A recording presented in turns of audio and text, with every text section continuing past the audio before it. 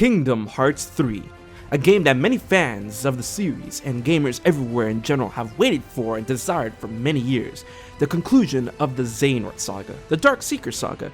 This game means so much to me, so I wanted to get my thoughts gathered and I wanted to get them right. This is my review, the HMK review of Kingdom Hearts 3. Let's get it.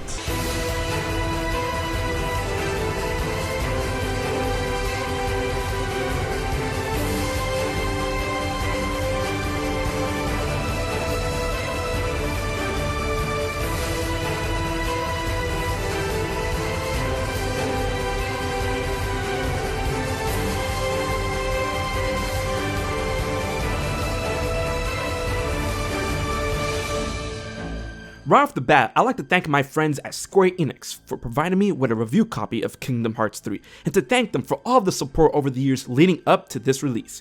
In this in-depth review, it will contain spoilers of the visual variety, and will be broken down in specific segments covering all aspects of the game itself with my thoughts and feelings on each realm, whether it be personal or empathetic. While I am gonna go into greater and even more wild and humorous detail, here's the deal. Kingdom Hearts 3, as a whole, did not disappoint me, and I found it satisfying in many degrees. And review. Oh, you're still here? Well, that's right, you want to know why, and well, that's no problem. But with that being said, Kingdom Hearts 3 isn't perfect, and it does have some glaring flaws. Despite those flaws, I believe the pros outweigh the cons, not only as a Kingdom Hearts fan, but also as a gamer in general, which I feel is very important to point out, and is a fitting conclusion to the Xehanort Saga, a worthy numbered title and easily one of the strongest entries in the series. And it made me cry like a faucet more than 50%, 75%, 90% of the time. And don't worry, I am very aware of some of the more vocal complaints directed at this game, and I'll cover that too. Kingdom Hearts 3 follows Sora right off the heels of Kingdom Hearts 0.2 Birth by Sleep, where it makes no attempt to slow you down to learn the ropes. As after completing the Station of Awakening segment that is staple in many Kingdom Hearts games, you are dropped into Olympus and right into the action, thus beginning Kingdom Hearts 2.9. That's not a joke, by the way. Here, players are brought up to speed on Sora's functions and abilities as you fight through the world, and once you complete it, a visit to Yensid and a well-deserved costume change. On a personal note, I was losing my mind in the entirety of the Olympus stage due to Sora still rocking his Kingdom Hearts 2 clothes. Like, I get it, but geez, I was so ready to get rid of it. Sora is finally ready to start Kingdom Hearts 3.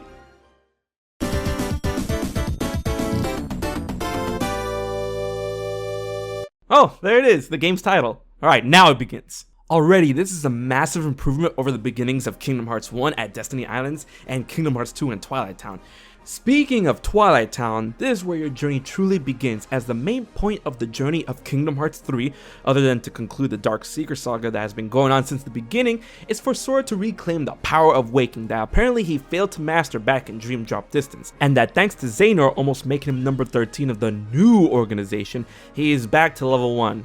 That's the in-game explanation, by the way, but trust me, that's not gonna matter in a few hours down the line. The power of waking will allow Sora to restore select Keyblade wielders such as Ventus in order to complete the team known as the Guardians of Light in order to fight against Xehanort's 13 Seekers of Darkness.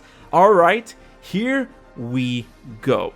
Right away, you're going to notice the various elements of gameplay in Kingdom Hearts 3. It borrows many concepts from a wide range of past Kingdom Hearts games, including shot lock, flow motion, and the basic control schemes of Kingdom Hearts 1 and 2. But it also adds a number of new elements and different versions of past flavors. Reaction commands are now situation commands, in which instead of being available only in reaction to certain moments in the game, commands can now be called upon thanks to certain situations that the players can dictate or are located in by filling up their combo meter. Remember how command styles worked in Birth by Sleep? Yeah, it's like that, but instead of automatically doing something when the meter is full, you're giving new gameplay options that you can manually activate when available. These range from the new attraction system, which summons Disney-based rides depending on the area and enemies that you're fighting against, Grand Magic, which if you use a particular form of magic constantly, you'll use that form of magic in one higher tier than what you were spamming, such as Fire going into Fyra, Ra going into Ga, and Ga going into Za, and of course, Keyblade transformations, which also incorporate a loose form of drive forms from Kingdom Hearts 2. These forms include Second Form, Strike Form, Element Form, Guardian Form, Blitz Form, Rage Form, and While each Keyblade gives you a different transformation, other than the Kingdom Key that opens up grand new pools of attacks, combos, and finishers, it's each of these drive forms attached to these transformations that really give the oomph to those spicy new abilities that'll make you keep coming back for more.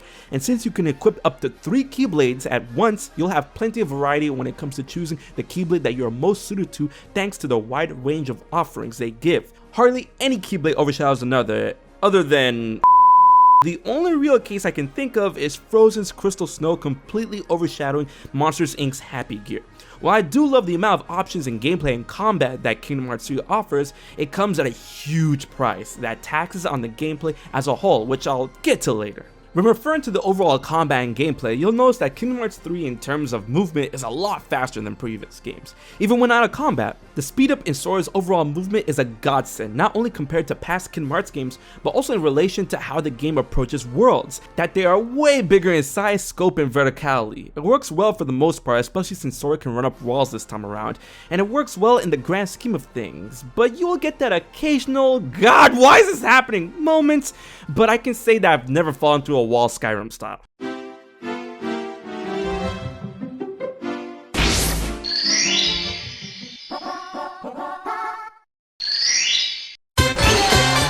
The worlds this time around are a completely different beast. In the past, the worlds are pretty barren segmented rooms or arenas designed to encounter battles and treasure. Now Kingdom Hearts 3 worlds are grand in scope, feeling a lot more in line with the open worlds of the games of today, because that's what the hippening and the happening youngins are into these days, right? With that in mind, these worlds offer a lot in terms of exploration, and exploration they do reward, and I cannot emphasize this enough. Go and explore these worlds. The designs for these worlds are incredibly strong and akin to the films they are derived from, doing them massive justice. With what Nomura was allowed to work with, although returning worlds like Twilight Town and 100 Acre Wood got shafted, oh boy, you'll know what I mean. But these worlds overall are great and set a new standard for Kingdom Hearts, especially the Pirates of the Caribbean. Man, I didn't want to leave that world, and I wish there were more of that world. Yeah. Kingdom Hearts 3's offering of gameplay elements really emphasize the fast, frantic, explosive fun that complements the Disney aspect of the game and the overall feel of the series. There are extremely strong gameplay ideas, however I feel not only do these ideas don't reach their full potential, but a lot of them are detrimental to a certain degree. I'll get to that in a bit. While the pacing in game overall has improved, there are going to be times where you're really into the action but jerked into a screaming halt due to the cutscenes, and while the playout back into the gameplay is seamless and very welcome, it's these segments from gameplay into cutscenes are moments that I know it's going to bother some. Personally, I'm highly aware that Kingdom Hearts is a very story-driven game series, but this takes it up a notch, maybe a little too much. But at the same time, it's fine because these cutscenes, most of which are rendered in-game, are a beauty to watch as well as the game as a whole.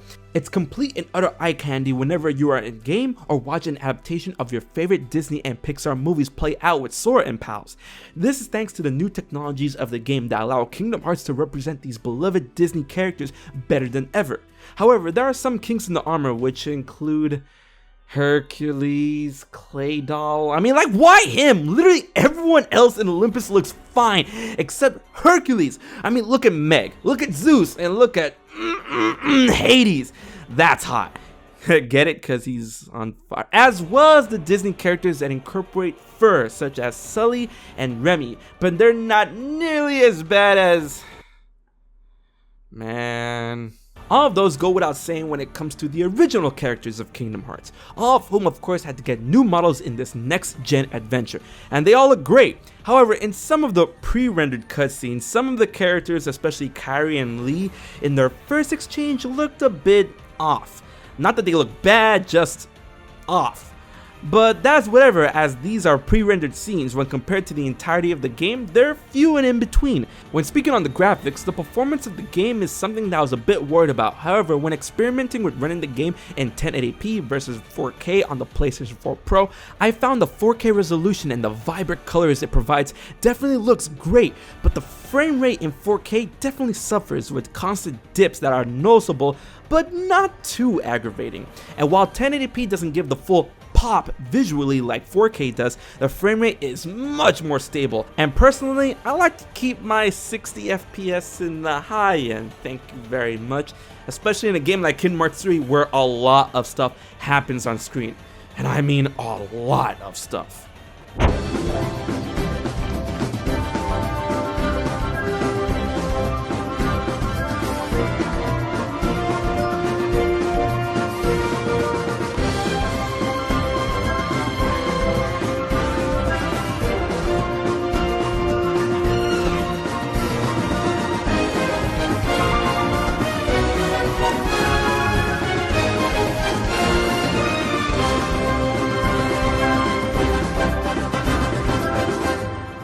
Oh, did you enjoy that music? Of course you did! The music in Kingdom Hearts 3 has been the strongest in this series. So godlike. Oh what? A lot of them are remixes to songs that were created in past games? Okay, I'll give you that. But you have in turn activated my trap card. Never, and I mean never, in the series have all the Disney worlds had overworld and battle music so consistently strong that I did not get tired or dreaded any particular one. They were all bumping, and some had music that had no business being that good, such as Monsters Inc. and Pirates of the Caribbean. Oh my god, that battle theme still makes my rock hard! And all of this goes without even talking about the original music tracks in Kingdom Hearts 3 that I brought to the table, including all of the boss themes and that glorious Scala ad Kylum theme, and bruh, that Enter the Darkness remix with the guitars and the composition team led by the legendary Yoko Shimomura really hit it out of the park this time around. The game's music, god, it's so good. Speaking on the sound of the game, when it comes to the effects and the voice acting, it's kind of hard for someone like Square Enix or a AAA studio to mess up sound effects in a game, but of course Kingdom Hearts 3's slashes, explosions, pops, and crunches still satisfy you greatly like a good old bowl of Cinnamon Toast Crunch in the morning. Don't at me when it comes to this, because this is the unanimous god tier class of cereal, so if you think I was going to reference something nasty like Honey Smacks or Alpha Bits, you got another thing coming. When talking about the voice acting in this game, I was incredibly shocked when Disney and Square confirmed they brought back a lot, and I mean a lot, of the original voices of Disney characters, and some of the super high profile ones too. Usually they will opt for the Walmart version of these voice actors, but it was really refreshing to see a lot of the OGs return, and those that didn't did a fantastic job in replicating those voices of the characters. The only kink I really felt was Jim Hanks as Woody, even though he's been doing this role for Woody for years when his brother Tim wasn't available. His turn in Kingdom Hearts 3 just felt off. Maybe he's getting old, I don't know. Other notable voices that did a great job this time around and I had to tip my hat towards is Jared Butler as Jack Sparrow and Kelsey Lansdowne as Rapunzel. However, as great as these Disney characters are represented this time around, the real meat of the voice acting when it comes to Kingdom Hearts are the original characters, and once again they deliver in the long run. But I gotta give my applause mostly to the villains this time around, as all of the members of the organization seem to really put in their all when it comes to their lines, interactions among themselves and the heroes, and especially their delivery. They feel more potent than ever, and I'm not just talking about the Xehanorts, in which Richard Epcar, who really is the most improved in his role of Ansem over the years since replacing Billy Zane, Paul St. Peter, and Benjamin Diskin all masterfully present the many faces of Xehanort, but returning characters such as Marluxia, Larxene, Luxord, and Syx, especially Damix and Vexen, all bring a level of passion to these characters not seen previously in Kingdom Hearts, which really shows them really in it for a labor of love rather than a paycheck. But now we come to a bit of a crossroads when it comes to voice actors. As much as I liked it as a whole, I can't deny that some interactions and deliveries felt really stiff. And that shows a bit of inconsistency, as characters at times sound great when talking, especially when interacting with certain characters, but other times it feels kind of forced. For example, the exchanges Sora has with characters from Big Hero 6 sound so natural, like he's really part of that world, while other times it feels like Sora is talking to a wall. But this isn't something that really pervades the entirety of the game. And now we get to the billion-dollar question in terms of voice acting. How did I feel about Mr. Master Xehanort, who is voiced this time around by Rutger Hauer. You know, the bad guy from Blade Runner? Well, here's my honest opinion. He did great. While of course he's no Leonard Nimoy, rest in peace, I feel he brings the potent essence of what Master Xehanort is about, especially in his final dialogue. I for one thought he did an amazing job in regards to his battle quotes. Like, they sound really good. While I understand the complaints that the voice directors and Mr. Hauer made no attempts to really replicate Mr. Nimoy's iconic voice prowess, I feel Mr. Hauer did Master Xehanort his way and did justice to the character to the point where I can actually imagine in my head him voicing Xehanort in the past games and producing that same Nordy vibe. While in some moments Master Xehanort sounded weird, he didn't sound stiff or out of place, while the raspiness of Mr. Nimoy's Master Xehanort gave the character that edge of danger to him, Mr. Hauer's take retained that enigmatic and disguised frailty of the character is known for. Hats off. It would have been a shame if Master Xehanort wasn't portrayed respectfully due to his iconic voice actor of yore and the fact that this is his last game, but Mr. Hauer, Rutger Hauer, did a very good job. Oh, we talking about characters? Oh, you know what that means. It's time to talk about gummy ships! Gummy ships in Kingdom Hearts 1 and 2 easily have the fanbase divided. Personally, I like gummy ships better in 1 than I did in 2, and I dreaded doing gummy missions in Kingdom Hearts 2, and I found no joy whatsoever in building and using them. But now we come to Kingdom Hearts 3. Gummy ships in Kingdom Hearts 3 are easily the strongest they've ever been, and honestly, I had an absolute joy in building and using them. This time around, thanks to the help from a team that actually developed space shooters, traversing in gummy ships are divided into two parts: exploration mode and battle mode. In exploration mode, you are trapped in one of multiple space maps, and you're free to, explore in a full 3D space where you can find warp points, look for treasure and experience, engage in battles, and get to one of the next worlds. Engaging in battles triggers battle mode, in which it switches to an on-rail-esque shooter that mimics a little of what gummy boss battles were like in Kingdom Hearts 2, but with a bit more speed. Since this type of play isn't reserved for just boss battles anymore and gets adapted for horde battles, it's a lot more enjoyable this time around in my opinion. Gummy ships this time around don't feel like a chore to do to get to the next world, and honestly I spent a good amount of hours traversing the space and looking for battles, treasure, experience, and those constellations. Oh, and the music! The gummy section of the music is incredibly addicting, so that all wraps it up nicely. My only complaint of the gummy section in Kingdom Hearts 2 is that the frame rate is actually pretty trash. I mean, what is that, like 20 FPS? Moving on. Oh boy, this is gonna be a giant one. The story.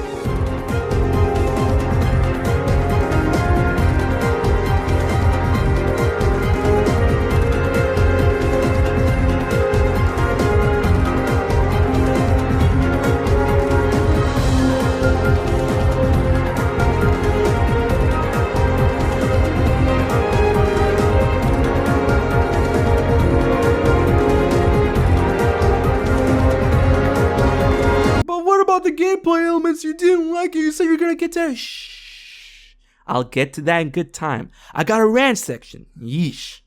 Okay, the story of Kingdom Hearts and the pacing. Where do I begin?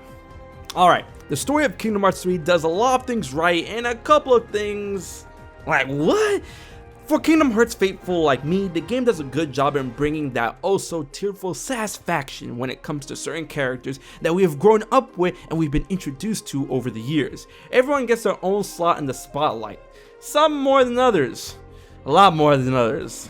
It's not like Sora has been talking about Roxas for the entirety of the game, and we've been teasing about his inclusion through trailers and interviews over the years, but the goals have been met for each of them in a great way. One thing about the story of Kingdom Hearts 3, it does a very welcome job in trying to answer certain questions that many of us had invested in the beginning of the game, and for those that aren't answered right away, it makes sure that those questions aren't forgotten. The game is very unapologetic about being the last in a storytelling saga. While many would applaud this, there will be loads of people frustrated about this. Hey, Square Enix did their best to bring you up to speed. You don't watch Avengers Infinity War without watching the MCU. People, come on. Disney. Indeed, the game carries itself tremendously in the sense that those playing are already aware of everything that's going on and makes you know that this game is meant to be the finale to the Xehanort saga in terms of the clash between light and dark is imminent with the Keyblade War. So much so that a big chunk of the game, the Disney chunk of the game, is dedicated to Sora's search for for the power of waking and becoming strong enough, again, in order to roll with the crew in time for the Keyblade War. A lot of the first half of the game is the hero crew figuring and preparing on how to get stuff done, which is hilarious as it makes you feel that Sora and pals are in the driver's seat and that Xehanort is rolling to the beat of their drum, biding their time, sending out members of the organization to Sora like, hey dude, you down yet? No. How about now? No. How about now? Nah. Bro, we are ready to start the apocalypse. What's the holdup? I think that's a lucky emblem. Now, that's not to say the first half of the game in terms of story is useless. No, because Sora's own journey of discovery sets the right balance in an otherwise bleak endgame that reminds us why we fell in love with him and the series in the first place. I got a lot of Kingdom Hearts 1 story vibes from this game in particular. But with that being said, the footnotes of urgency does gradually reveal itself to Sora, and the world choice in Kingdom Hearts 3 does allow Sora to accomplish some much needed growing up fans have been asking for, using subjects hardly emphasized to Sora before, such as love, distance, guilt, death, and loss as a catalyst. But it is due to this emphasis of being the last game in the Dark Seeker Saga that the pacing of the first half of the game feels disjointed in relation to the grand scheme of the endgame. This impending Armageddon is looming over us, but Sora's ready to have a picnic in Kingdom of Corona? Okay, but when you do reach the second half of the game, oh baby, strap yourself in and feel the G's! This game will hit you with a flurry of emotions and character development at speeds not known before in a Kingdom Hearts game. Well, maybe Sora's half of Dream Drop distance at the end, but yikes! This portion of the game is an incredible roller coaster of cinematic storytelling and truth revelations that is stuff that fans have been dreaming about for years. Honestly, the endgame segments of Kingdom Hearts 3 within the Keyblade Graveyard are some of the most ambitious I've ever seen, and it is a joy to watch and to play. Going into the finale of Kingdom Hearts 3 filled me with plenty of feelings, all of which are born from pleasure, but all range to many spectrums. And the best part on how the story is set up to end in terms of the Xehanort saga from Kingdom Hearts 3 is that the game does an extremely good job in setting up the next saga of Kingdom Hearts and makes it very apparent that Kingdom Hearts isn't going anywhere anytime soon. And now we get to the cons of Kingdom Hearts 3. Actually, that sounds like a good idea. Why hasn't anyone made like a Kingdom Hearts con yet? The moment most, all of you have been waiting for? Well, let's begin with one of the biggest gripes I got with the game. Kingdom Hearts 3 is too damn easy! My lord, even in the hardest difficulty that they present to you with Proud Mode, the game is easy! But I don't mean like hacking 1, 2, 3 password protected easy. I mean like a dad pill fighting with his kids easy. Like, yeah, they could put up a challenge at one point, but you can knock them over without breaking a sweat if you really want to. The game isn't brain dead, it's just that, oh baby, here it comes. Sora is too damn busted. Like, his damage output and options are insane in this game. Enemies can hit you, and they will, but at a certain point it won't matter. And what Sora can do to them is ungodly. Magic is busted. Magic shreds to enemies even at lower stages. Combine that with the fact that if you spam magic, it leads to grand magic, which is even more busted. Like, I've never been more turned on by fire magic in a Kingdom Hearts game since Demyx's data battles. And then you got items that you can equip that give you Zaw spells for free early in the game. Like, really? And once you get thunder magic, it's a wrap when enemies run up on you. It literally solves all your problems. You're surrounded? Thundaga. That boss looks scary from a distance? Thundaga. Keyblade transformation? Thundaga. Donald's dead? Thundaga. Hype beast trolls shitting on Kingdom Hearts 3? Thundaga. Existential dread kicking in? Thundaga. Spouse leaves you for investing your life savings in Flantastic Flan? Thundaga. Watch the rappers trying to stay relevant for tweeting dumb shit? Thundaga. And this is only exacerbated by the fact that some of the best Keyblades focus on the magic stat, which in turn allows you to do more magic and makes magic stronger, and then you have Magic Galvanizer? Magic just hurts. It hurts them a lot, and that's going without saying about attractions. Attractions hurt, and they're even more free. Attractions are busted, and I hardly ever use them because of that. I only use them when I absolutely need to, which it isn't frequent. But you know what is frequent? The amount of times they show up. It's because of these two insanely powerful options that Sora has that Link's, this game's version of summons, are completely useless. useless. They are just there to give you another attack option, which really don't have any utility like they did in Kingdom Hearts 2. Why would I waste my entire magic bar when I have godly magic, free attractions, and team attack limits that pop up way too frequently that take up way less time and MP? Yikes! Because they're fun to look at, man, shut up. Keyblade attacks do great deals of damage as well as their transformations, especially since breaks the game, but that's fine because you gotta earn that. And then you have Shotlock. Okay, you do a lot of damage. Neat.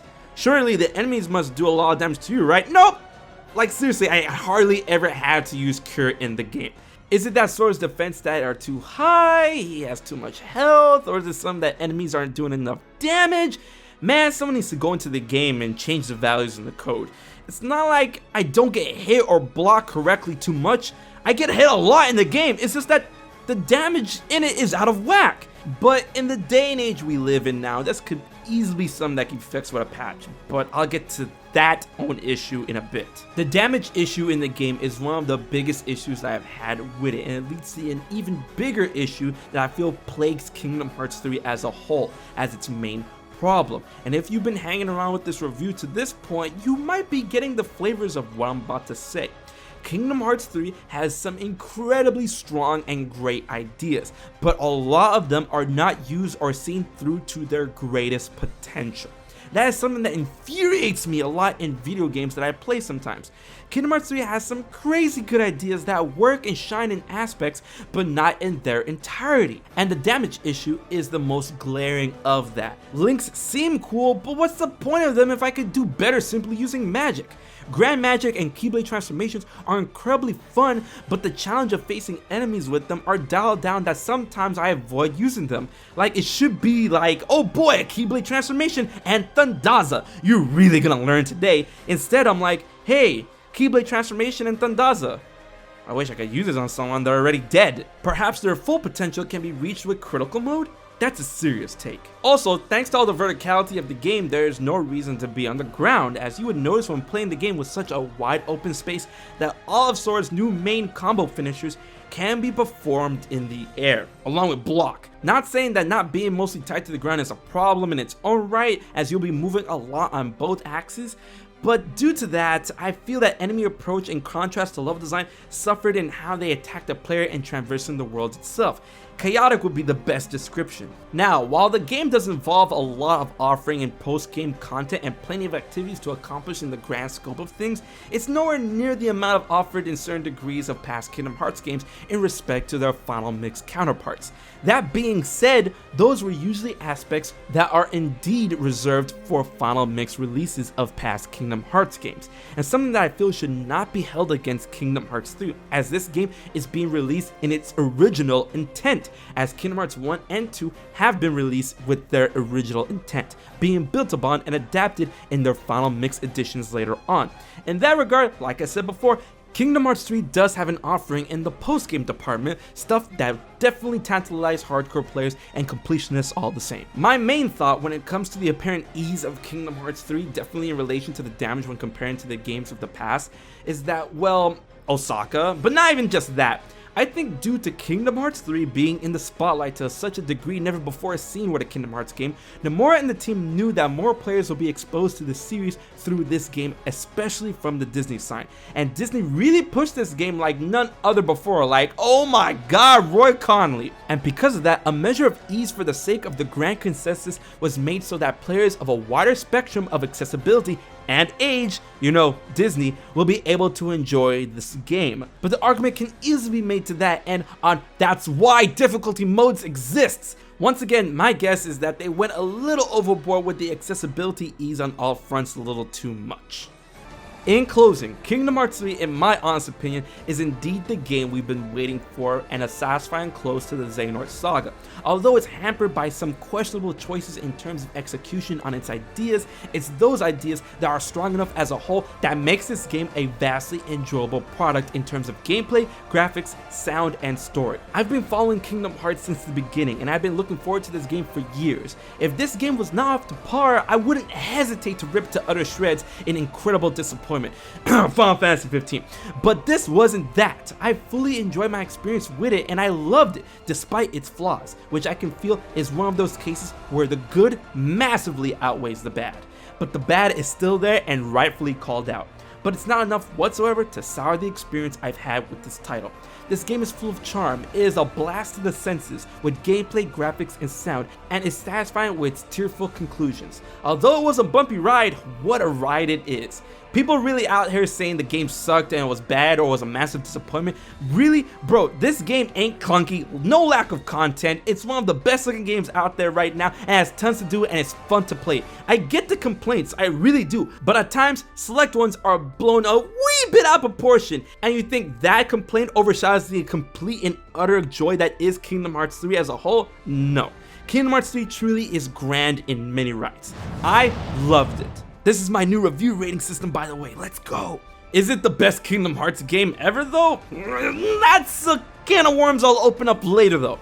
Well, Kingdom Hearts faithful, there you go. My complete and honest opinion on Kingdom Hearts 3. I hope you enjoyed the video, and there's plenty of Kingdom Hearts 3 videos and Kingdom Hearts content coming after this review. I wanted to take a lot of time to really iron it out and put it out to you guys, and I hope you enjoyed it. Let me know what you think in the comment section below. And while you're at it, please like, share, favorite, and most important, subscribe to HMK for more Kingdom Hearts content. And until the next one, I've been HMK, and I'll check you guys later.